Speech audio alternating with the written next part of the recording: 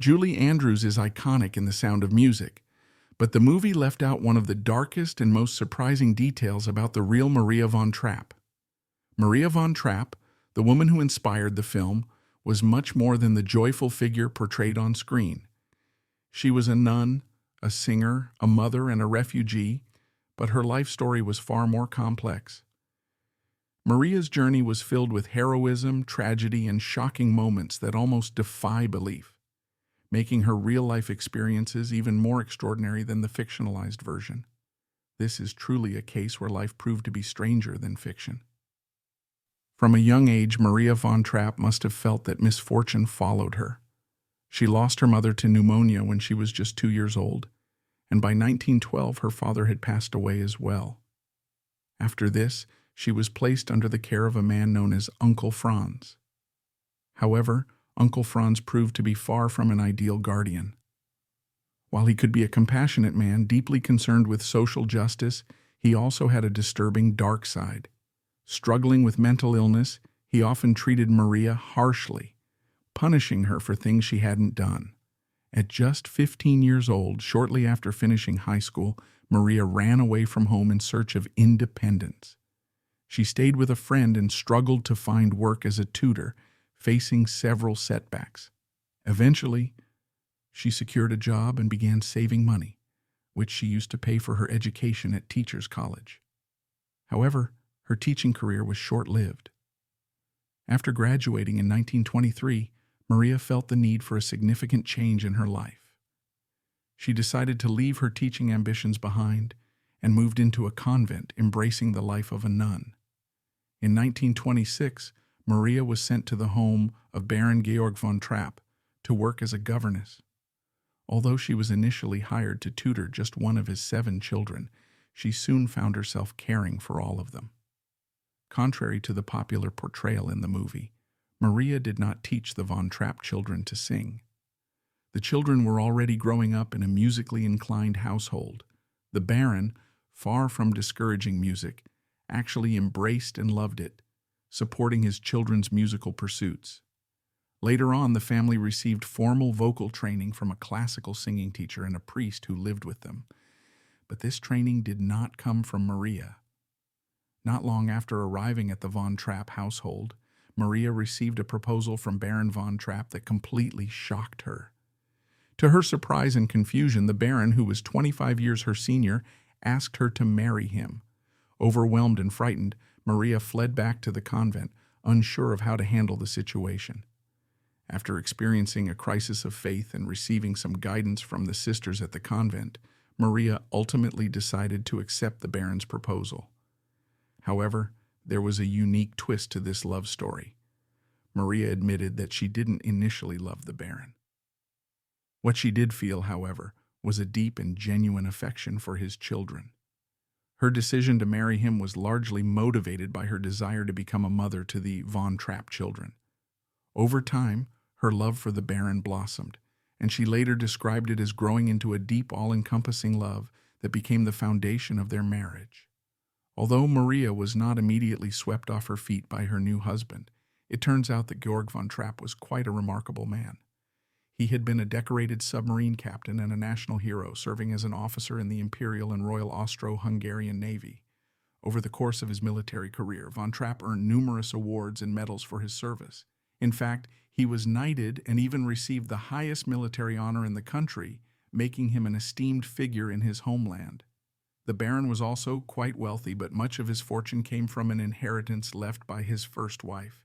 Before marrying Maria, Georg von Trapp had been married to another woman who tragically passed away after contracting scarlet fever. Before her death, she had inherited a substantial amount of money, which became the family's main source of income. For many years before the von Trapps gained fame for their singing careers, they lived off the wealth from this inheritance, allowing them to maintain a comfortable lifestyle. There is a tragic connection between Maria and her husband's first wife. During a family hike, the von Trapps stopped at a farmer's house to rest, unaware of the danger that awaited them.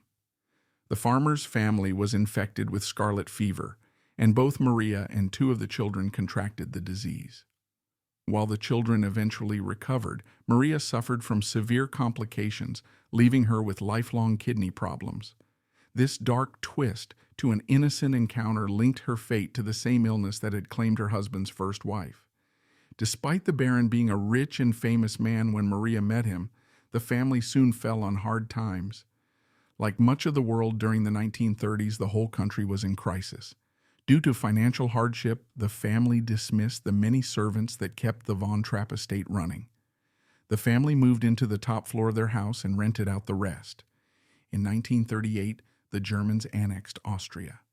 Like the rest of the country, the Von Trapps were forced to live under authoritarian rule. Georg von Trapp was offered a respectable position in the Navy, which was tempting because of their financial situation. However, he was ideologically opposed to the government and refused. This put the family in a very precarious situation. Life under German rule was far from easy for the Von Trapp family. Although they were not directly oppressed, the Von Trapp children found themselves in an increasingly hostile and tense environment at school. They regularly witnessed acts of hatred and discrimination toward their Jewish classmates, a reflection of the growing anti-Semitic atmosphere in Austria. As the country became more dangerous and intolerant under Nazi influence, it became clear that their homeland was no longer a safe place. The rising tension and fear marked a dark chapter in their lives. One day, the famous soprano Lotte Lehmann heard the Von Trapp family singing. She invited them to take part in a music festival. The family ended up winning a big prize. They decided to try their luck on the circuit and began to perform as a group at concerts. They were highly successful. As a result, the Austrian chancellor invited them to perform in Vienna. The Von Trapps were becoming quite famous in Austria. Soon they would make their way to Germany. In 1938, the Von Trapp family took a trip to Munich, where they had an unexpected encounter with Adolf Hitler. While dining at a restaurant, they happened upon the Führer himself at the dinner table. Very little is known about the details of this meeting, but given the Von Trapp family's opposition to the Nazi regime, it's safe to assume that it wasn't a pleasant experience for them. Their disapproval of Hitler's policies and the direction Austria was heading under Nazi rule likely made this an uncomfortable and tense encounter. Not long after their encounter in Munich, the struggling Von Trapp family choir received a significant invitation, but it came with a disturbing undertone. Adolf Hitler personally invited the Von Trapps to perform for him, a request that was far from what the family had hoped for. Unsurprisingly, the family refused the invitation, aware of the implications and dangers it posed. This refusal likely became a key factor in their next major decision. The growing tension and their defiance against the Nazi regime pushed them toward making a life-altering choice, leaving Austria to escape the oppressive and dangerous environment they faced under Hitler's rule. The mid-1930s were difficult times for everyone in Austria, and the Von Trapp family eventually made the brave decision to leave their homeland. Contrary to the dramatic escape portrayed in the movie, they did not flee in the dead of night after a concert. Instead, their departure was much simpler but no less courageous. They quietly boarded a train to Italy. Though it lacked the Hollywood theatrics, their decision to leave was still an act of immense bravery, given the political climate at the time. After the Von Trapp family fled Austria, their once welcoming estate took on a far more sinister role. No longer the home of a wholesome family choir, the property was repurposed as the new headquarters for Heinrich Himmler, one of the most powerful and notorious figures in the Nazi Party. The estate was transformed to serve the needs of the regime, and even featured a specially designed room intended to host Adolf Hitler whenever he visited Austria.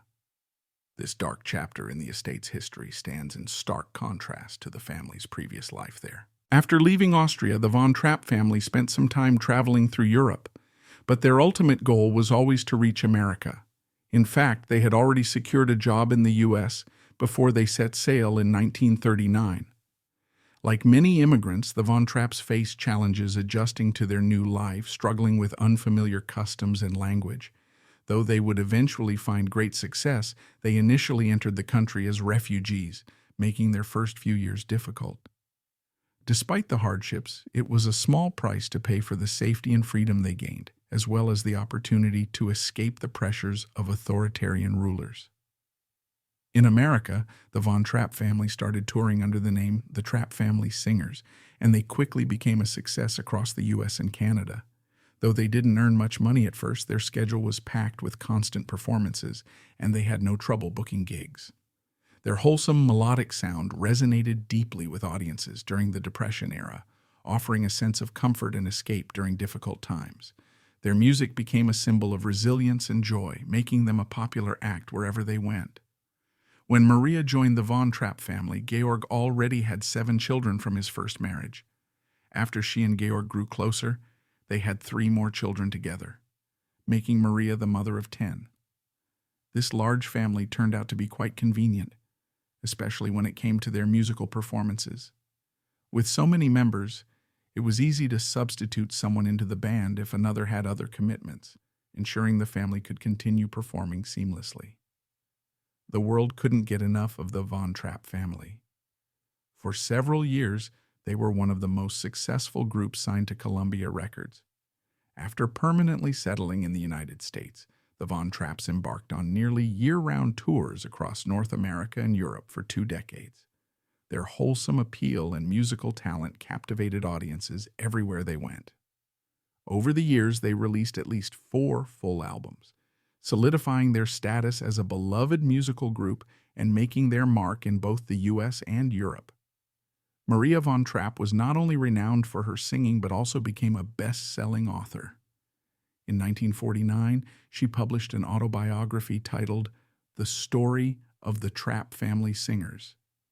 It took significant encouragement from friends to convince the devout Maria to share her family's story, but she eventually agreed. Thankfully, she did, as her autobiography became the foundation for all future adaptations of her life, including the famous musical and film that followed. After arriving in the United States, the Von Trapp family story quickly became a global sensation even before their Hollywood debut.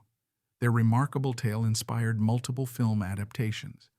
In 1956, a German comedy titled The Trapp Family was released, capturing the hearts of audiences. Just 2 years later, another German film, The Trapp Family in America, followed, continuing the family's story.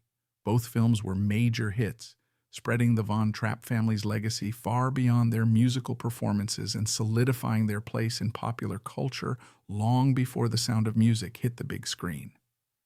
Maria von Trapp made a critical error when she signed away the rights to her story during the production of the German film adaptations of her autobiography. This decision would come back to haunt her. When Hollywood later decided to make The Sound of Music one of the most successful films in history, the producers bought the rights from the Germans.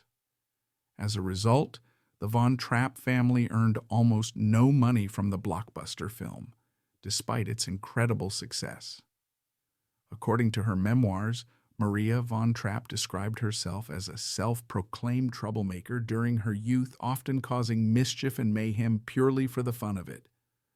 Perhaps this rebellious streak is why, when she became a mother, she took a much stricter approach with the children. While The Sound of Music portrays her as warm and gentle in reality, Maria kept a tight leash on all 10 children. By all accounts, she ran a disciplined household, ensuring the family remained focused and organized, a side of her that was quite different from the movie version. Similarly, Georg von Trapp was far from the strict disciplinarian often portrayed in adaptations of his life. In reality, he was known as a warm, kind, and gentle father. The Von Trapp family became hugely successful on the live performance circuit, and their name carried significant weight in the mid-20th century. Even more, their story was both inspiring and captivating, adding to their widespread appeal and solidifying their place in history. Even before Hollywood brought the Von Trapp story to the big screen, The Sound of Music made its debut as a Broadway play, starring the talented Mary Martin. The Von Trapp's real-life experiences were the inspiration behind both the play and the eventual film. The movie we know and love was actually an adaptation of the Broadway show, which in turn was based on Maria von Trapp's autobiography. This classic adaptation firmly secured the von Trapp family's legacy, making their remarkable journey a part of history and pop culture for generations to come. Julie Andrews, who became iconic for her role in The Sound of Music, wasn't always the first choice for the part of Maria. Before her selection, producers had other actresses in mind for the role of the loving governess who becomes a mother. Doris Day and Audrey Hepburn were seriously considered, along with other possibilities like Grace Kelly and Shirley Jones. Ultimately, it was Andrews who brought Maria to life on screen, but the casting process explored several well-known stars before she was chosen. The Sound of Music was a major hit in America, but it didn't enjoy the same success in Austria. Austrian audiences were not impressed with what they saw as a stereotypical, overly Americanized portrayal of their country. Even the music, which became iconic in the U.S., wasn't reflective of authentic Austrian songs. Despite the film's lukewarm reception, the von Trapp family remained beloved in Austria. Maria von Trapp herself had mixed feelings about the movie. While she appreciated the beautiful cinematography, she was quick to point out that the film was filled with inaccuracies. She criticized the geographical and historical errors, as well as the way events were portrayed. Surprisingly, Maria's biggest issue was with how she herself was depicted. Rather than being upset over the film's many fictionalized elements, she felt that the portrayal of her character was too polished and ladylike. In reality, Maria saw her younger self as wild and untamed, very different from the refined figure shown on screen. While the von Trapp family's real life was undoubtedly exciting and fascinating, producers felt it wasn't quite cinematic enough. To enhance the drama, they made significant changes to the family's story for the film. The oldest von Trapp child, Rupert, was completely omitted and replaced by the character Liesel, who famously had a love story with a young German officer. However, in reality, this romance never occurred. The adjustments were made purely for storytelling purposes, adding an extra layer of drama to the on-screen adaptation. Although Maria von Trapp didn't fully approve of Hollywood's portrayal of her life, that didn't stop her from being involved in the film's production. If you look closely, you can actually spot the real Maria von Trapp in The Sound of Music. In one scene, she walks through an archway in the background alongside her daughter and another child right behind Julie Andrews. While her appearance in the movie was brief, Maria still found a way to make her mark. She even gave Julie Andrews a fun, memorable lesson, teaching her how to yodel. The lesson was caught on camera and recorded for a television special.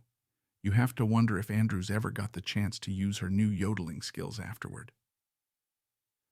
When The Sound of Music was set to premiere, Maria von Trapp eagerly awaited an invitation. However, she was met with a deeply hurtful betrayal. When she reached out to the producer, she was told that there were no seats left for her. It was a shockingly disrespectful move, especially given that the film was based on her life. Despite her frustration, the renowned von Trapp temper did nothing to change the producer's stance, and unfortunately, the real-life Maria was not able to attend the premiere of the movie that immortalized her family's story. After marrying into the family, Maria quickly became the heart of the von Trapp household and the public face of the family's musical endeavors. Despite all the fame they achieved, Georg von Trapp never actually performed on stage as a singer. Although he was a passionate music lover and a steadfast supporter of the group, his role remained behind the scenes. When the Von Trapps found success in America, they purchased a large property in Vermont, which became their new family estate. There, they built a lodge where the family lived, and their close-knit bond drew even more public attention. The Trapp family lodge remains in the hands of the Von Trapp family today and has grown into a popular tourist destination, welcoming visitors from all over the world who are captivated by the family's incredible story. After spending many years in the spotlight, Maria von Trapp eventually chose to step away from it all. Initially, she returned to Vermont to manage the family lodge, but soon after she decided to leave behind the life she had known. She renounced her singing career and set off for the South Pacific to work as a missionary. When producers later tried to contact her about a potential film adaptation, she made her feelings clear by tearing up the contracts. This marked her firm decision to distance herself from the fame and focus on a more humble, service-oriented life. The Von Trapp family's close-knit bond and successful ventures fascinated the world, capturing the imagination of many. Their harmonious family dynamic was so admired that it created a demand for people to experience it firsthand. To meet this interest, Maria ran a summer camp out of the Trapp family lodge for several years, where she taught participants about the Von Trapp family way of life. Naturally, given their musical legacy, the camp also served as a music camp, offering a unique blend of family values and musical instruction. It became yet another way the Von Trapps shared their talents and lifestyle with the world. Maria von Trapp was the glue that held her family together. According to her children, she was the anchor and captain of the group, keeping the family band intact when it could have easily fallen apart. Though she left her convent life behind, her faith remained unwavering throughout her entire life. Maria was deeply religious and viewed singing as a form of prayer, believing her musical career was a way to honor God. No matter how successful the family became, Maria ensured that their household remained pious and humble, grounding them in faith and simplicity. After World War II, Austria was left devastated and poverty-stricken by the global financial crisis. Determined to help her homeland, Maria von Trapp took action by founding the Trapp Family Austrian Relief Fund. Through this initiative, she and her family began sending much-needed food, clothing, and supplies to those struggling in Austria. Maria's deep connection to her home country, combined with her compassion, led her to make a meaningful impact on the lives of many Austrians during a time of great hardship. After achieving success in America and establishing a grand estate in rural Vermont, the Von Trapp family faced yet another tragedy. A fire broke out in their home, rapidly spreading through the property and decimating their beloved lodge. Luckily, everyone escaped without injury, but the ordeal was far from over. Years later, in 2008, another devastating fire struck, this time at Universal Studios. The blaze took over 12 hours to extinguish and destroyed 175,000 original audio recordings. Sadly, a significant portion of the Von Trapp family's recordings were among those lost. Fortunately, copies of most of the recordings still exist, preserving their legacy despite the disaster. If your only impression of Maria von Trapp comes from Julie Andrews' portrayal in The Sound of Music, you might be surprised to learn that the real Maria had a famously fiery temper. While she was a deeply caring and devoted woman, her personality was far more complex than the warm, gentle figure seen on screen. Hollywood, however, decided that portraying this side of her wouldn't resonate well with audiences, so when her likeness appeared in the film, she was transformed into a loving, angelic character, a far cry from the more headstrong and intense real-life Maria. The real Maria von Trapp's life was far more dramatic and layered than what was portrayed in The Sound of Music. While the film highlights her as a loving governess who eventually becomes a mother, it leaves out much of the hardship and complexity she endured. For instance, her decision to marry Georg von Trapp wasn't driven by romantic love at first, but by her deep sense of duty and affection for his children. This adds a profound layer of selflessness to her story that the movie doesn't fully capture. Even the family's escape from Austria, though less theatrically intense than in the film, was an act of tremendous courage and defiance against Hitler's regime, showcasing their bravery in real life. Maria's true story is undeniably one of survival, sacrifice, and unwavering faith, showing that real life can often be more compelling than fiction. Her journey, filled with challenges and courage, continues to inspire. Thank you for watching this video. I hope you enjoyed it. Don't forget to like and subscribe for more content.